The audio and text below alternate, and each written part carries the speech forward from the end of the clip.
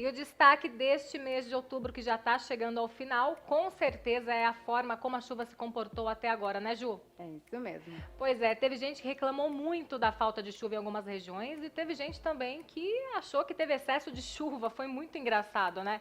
É, dá pra dizer que foi uma chuva bem irregular, Paula. Pois é, e a meteorologista Juliana Rezende vai explicar tudo pra gente o que aconteceu até agora e também vai dar um panorama para os próximos meses, né, Ju? Que todo mundo quer saber. Aí, mês de novembro e pelo menos uma palhinha aí pro verão.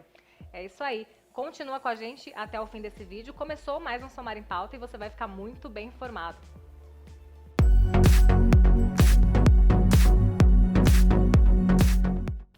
Bom, antes da gente falar do mês de novembro, a gente precisa muito falar do que aconteceu em outubro, né, Ju? É isso mesmo. Pois é, a gente teve El Ninho, a gente teve Laninha. Eu ouvi dizer, um passarinho falou pra mim que teve aí uma tal de uma neutralidade que tava por aí pairando, né? É isso O que mesmo. aconteceu, Juliana? Tá muito bem informada, Pois Paula. é. É isso mesmo. A gente está em neutralidade climática, também conhecida como transição.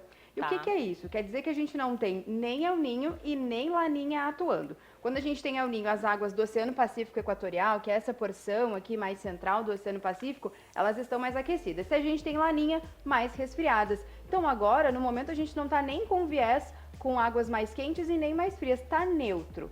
Agora, o que a gente pode verificar também aqui no mapa é que não tem nem grandes manchas mais avermelhadas e nem manchas mais azuladas. Então, por isso, fase neutra. E o que predomina neste momento quando a gente está em fase de neutralidade? A sazonalidade. Nessa época do ano, é natural que a gente tenha as instabilidades avançando gradualmente do sul para a região central do país.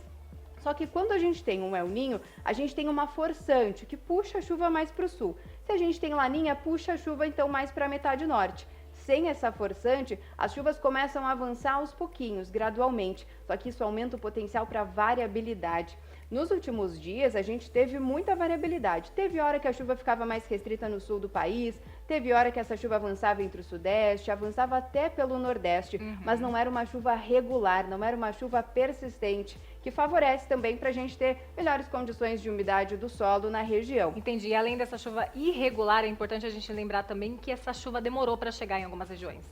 Demorou muito, principalmente no centro-oeste, né? Eu lembro muito das pessoas falando que a gente tinha muitos meteorologistas aqui da Somar falando que a gente teve muito mais de 150 dias sem nenhuma gota d'água. Gente, isso é muita coisa, né? Exatamente. Esse atraso do período úmido, né, do retorno das chuvas agora para o período úmido, foi que garantiu essa maior irregularidade. Mesmo com a chuva começando a alcançar agora as regiões mais centrais Ainda do não país, é tão suficiente. Não. Entendi. Até porque se a gente teve esse período mais seco, um pouquinho mais longo, com esse atraso das chuvas agora, é natural que a nossa condição inicial ela seja bem ruim e aí todo mundo já queira saber, né, quando que finalmente a chuva retorna. Exato. Só para comparar, Paula, eu trouxe aqui o mapa de chuva registrada nos últimos 30 dias, mais ou menos para todo mês de outubro, só para a gente ver que os maiores volumes de chuva, que são as áreas mais azuladas, elas ficaram muito restritas ao sul do país e à região norte. Se a gente olhar aqui na porção central, teve chuva, de fato, mas foi uma chuva muito irregular, chuva mal distribuída, não foi aquela chuva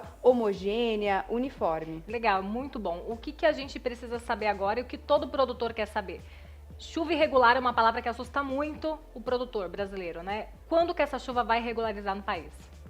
Olha, Paula, por enquanto, vamos falar do mês de novembro primeiro, né? Tá todo mundo esperando aí que essa chuva se regularize, ainda não é o mês de novembro que vai trazer finalmente essa regularização da chuva. Eu trouxe aqui um mapa de novembro para a gente notar que, de fato, a gente tem chuva para boa parte do país. Região sudeste, centro-oeste, sul e norte. O nordeste, por enquanto, não, mas é normal nessa época do ano que a gente ainda siga com predomínio de tempo seco por lá. O que a gente nota é que essas áreas em amarelo, em vermelho do mapa é a chuva mais forte, a chuva mais significativa.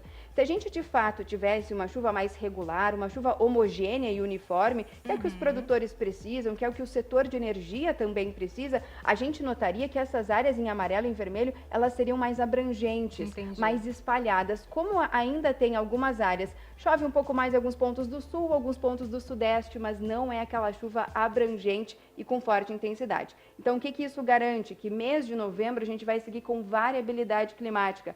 As frentes frias avançam lá do sul, até alcançam o sudeste, por vezes alcançam até o nordeste, interior, região do Mato Piba, importante área produtora, né? Mas não é aquela chuva que fica de forma persistente, consecutiva, trazendo aí o aumento das condições de umidade do solo.